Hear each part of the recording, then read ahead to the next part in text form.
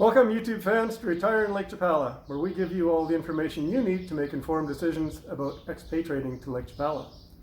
Today we're doing another expat interview, and I'm lucky enough here to have Jeff by my side. Jeff, thanks for doing this. My pleasure. Tell us a little bit about yourself. How long ago did you come down here? Let's see, we moved down here, my wife and I, about 9 months ago, and we retired to the region. Mm-hmm. And why did you choose Ajijic? Well, a family friend of ours was moving here. She had done a lot of research around Mexico. She's from Mexico originally. We came down to check it out and just loved the area, the climate, the people, and decided to make the move ourselves. Mm-hmm. And so far, do you miss home at all? We miss the people. You know, with the pandemic, it's curtailed travel. So people that would have come down to visit us, and our travel back in the other direction has not been as frequent as we wished. But we love the region, and we certainly love the weather. We missed a pretty harsh winter where we came from. And And where was it that you came from? we were most recently from Colorado. Yeah, cold up there. Yeah. And snowy. So 9 months, and so far, what have your experiences been here in Mexico like? Well, like I say, the climate has just been wonderful. The people have been very warm and generous and welcoming. We have been surprised that the transition has not been as bumpy as we thought it might be. I've lived in Central America. My wife has never lived outside the United States, and so we were expecting to have, I guess, a bumpier transition. That really hasn't been the case. Well, I always say that moving to Lake Chapala is a little bit like expatting on training wheels. It's a little bit easier place to settle into. So you ended up purchasing a beautiful village home here, right in the village of Ajijic. Yeah. And you've been doing quite a bit of work on it. How was that process? Well, we've been fortunate. We met a terrific general contractor who knew great subcontractors. They've delivered on everything that they promised, and in reasonable time and expense. And so it took us a few months, but we are happily settled in now, and really happy to be in the village. So your dealings with the workers was good, and yeah, well, because of the pandemic, these were most of the folks that we interacted with in our first few months, and really they've become friends. So we've enjoyed getting to know them and their families. So you came down, you moved down quite a bit of stuff, did you, from Colorado? We did, probably more than we needed. We knew we wanted some of our original furniture to kind of have it feel like home, and some of our art, and so we moved a lot of that, and pretty much didn't use some of the furniture that was in the place. I think what we moved too much of was probably clothes. Turns out, because of the weather, you don't need much of a wardrobe here. That's true. Not a winter wardrobe or even a cool weather wardrobe. I've never worn a coat here through the coolest months of the year. Just had a fleece on in the morning, and that's about it. Well, that's good information for the viewers, and it's very true. You need hardly any clothes here. You wear the same thing year round. It's always the same temperature pretty much year round. It's pretty casual, pretty relaxed. Yeah. How much stuff did you bring down, do you think? Like half a truckload or something? Or? Well, in terms of a truckload, yeah, probably a good truckload, because we had, bed and couches and chairs and armoires and things like that. It's the other stuff that we kind of wish we hadn't brought, and we've been donating some of the stuff that we did bring. And roughly how much did your move cost you? I think all in, and we used a professional mover, so they moved everything, lock, stock, and barrel. Everything we had. It was about $12,000 probably. Okay.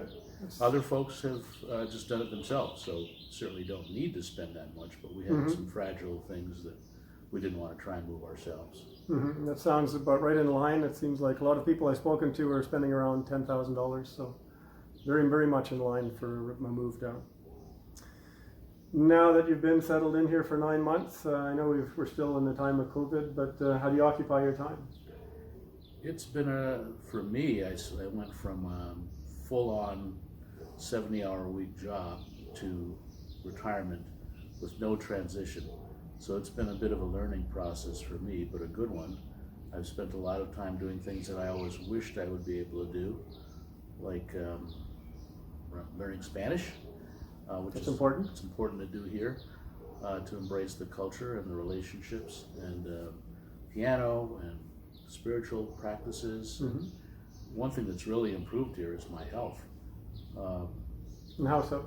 Well, we're walking pretty much to most things we need. We're eating fresh fruits and vegetables. I've lost a bunch of weight, gotten off of 2 of my 3 blood pressure medications. This is probably too much information. No, it's actually quite interesting because, you know, I was on high blood pressure medication for 5 years before I came down here. And I tried a couple times to try and get off the medication, but the blood pressure would come right back up again. And it wasn't until I moved down here, and for whatever reason, I don't know why, and I've asked doctors about it, no one can explain, and my blood pressure is perfect now, and I take no pills. I haven't since the day I moved down here. And so it's not the first time that I've heard this kind of story before. So. Other folks have said too that their health just improved when they got here, and it's, I think, a combination of a more active and healthier lifestyle and less stress. Yeah, I don't know. I thought I was quite active in Canada too, but obviously maybe not. But or it's just a nice warm temperature all the time. I don't know what it is, but it certainly seems to be the case. How has it been integrating with the Mexican neighbors here? I mean, you're right in the village here. You have nothing but, well, I guess there's a few gringos in the area, but for the most part, your neighbors are all Mexican. So how has that been? Yeah, it's been very welcoming. Our only regret is that we haven't been able to do more of it because of the COVID restrictions. A lot of the cultural and community activities are not as active as they would ordinarily have been, and we're looking forward to those ramping up again.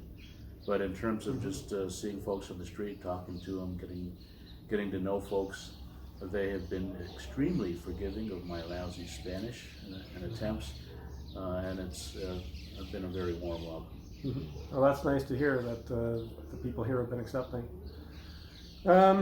You've been here long enough now to probably, I mean, no place is perfect. So what are some of the things that bother you in Mexico or living in Lake Chapala? Well, I think it's the air quality has not been everything that we anticipated. Mm-hmm.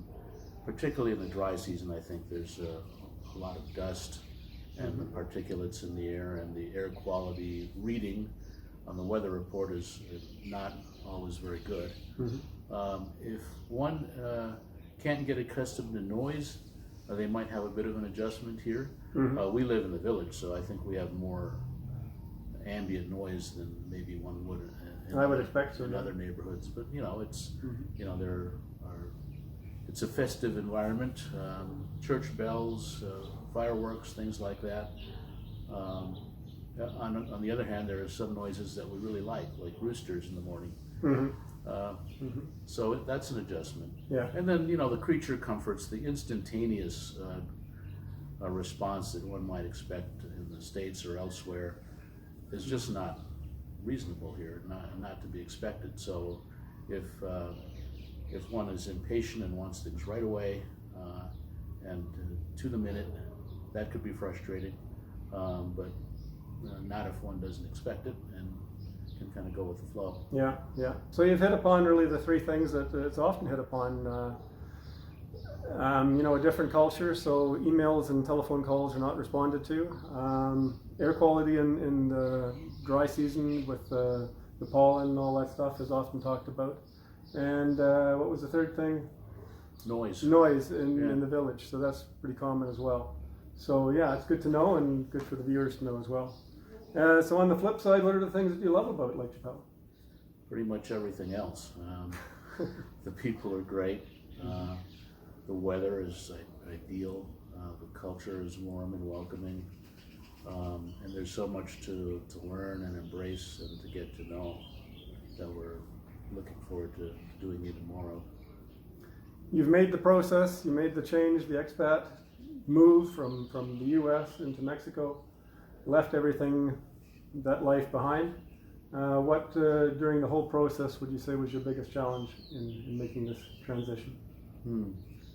I think for me it was that abrupt transition from one lifestyle to another, really kind of a go-go busyness, right now, pressurized lifestyle, and access to everything I needed, even sooner than I probably needed it, to complete almost full stop here. And particularly with, I think with the pandemic, a more full stop than ordinarily would have happened, because of the quietness of the COVID environment here. Yeah, yeah. If you had any advice to give future expats, what would it be? Fully embrace the experience and the people and the culture. And if one is looking for a retirement community that one could get in the United States by living, in a gated community with all the comforts and culture of home, then there's no reason to come to a place like this. But if you're looking for a different kind of adventure and a different kind of lifestyle that is really healthy and warm and welcoming, this could be the place for you. Excellent. Thanks again, Jeff. My and pleasure. Thanks, viewers, for watching. And we'll see you next time. Bye for now.